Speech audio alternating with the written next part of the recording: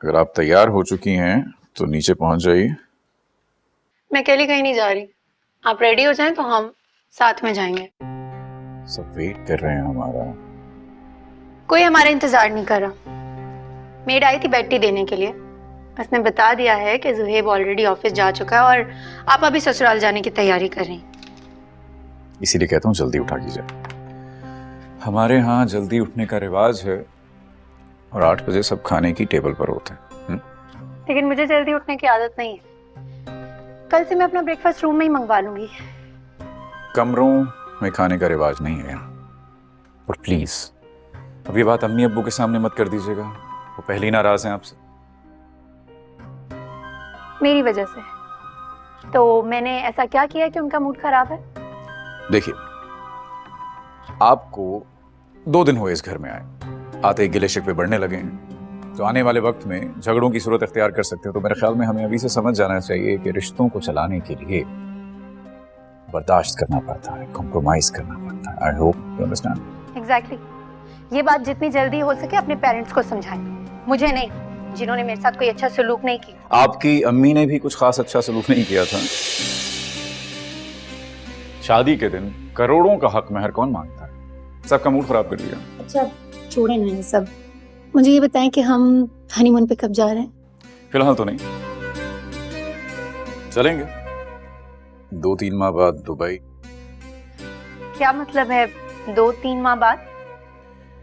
Factory का peak season चल रहा है यार। तो फिर ठीक है ना, एक काम करते हैं कि कहीं जाते ही नहीं। 2-3 माह बाद भी जाने की क्या जरूरत है, हम यहीं रहते हैं।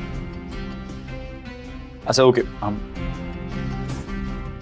चले जाएंगे कुछ।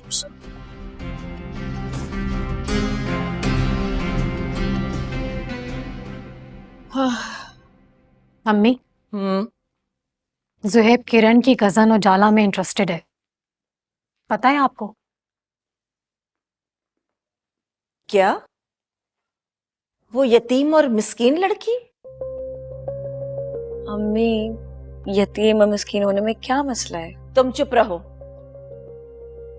अम्मी ये बात मुझे कल पता चली है।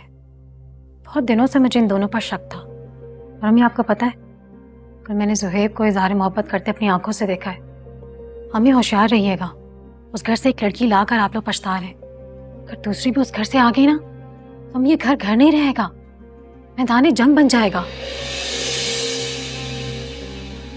जुहेब से मुझे इस बेवकूफी की उम्मीद नहीं थी।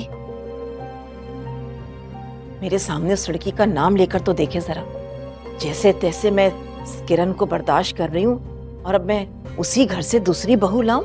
ये हरगिज हो ही नहीं सकता। जी मशकूक से लोग हैं, ना खानदान का पता, ना रिश्तेदारों का पता, और शादी में तो उनका कोई सगा रिश्तेदार नजर तक नहीं आया। हाँ अम्मी, कितना अजीब सा लोग है ना। आपको पता है किरण ना अपनी दाई को दादी कह रही थी, और उसके भाई बख्तियार अपनी अम्मी को कभी मॉम बोल रहे थे, कभी माँ बोल रहे थे और कभी अम्मा बोल रहे थे। मुझे तो ये लोग एक नंबर के फ्रॉड लगते हैं।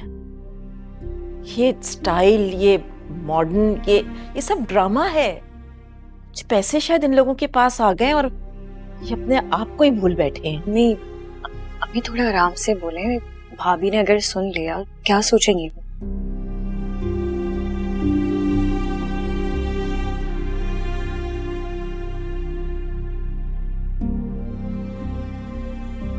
तुम कहीं जा रही हो? मैं नाश्ता लगवाती हूँ तुम्हारे लिए। नहीं, मैं अपनी मॉम की तरफ जा रही हूँ, वहीं कर लूंगी नाश्ता। अकेले जा रही हो? जरबाब कहाँ है?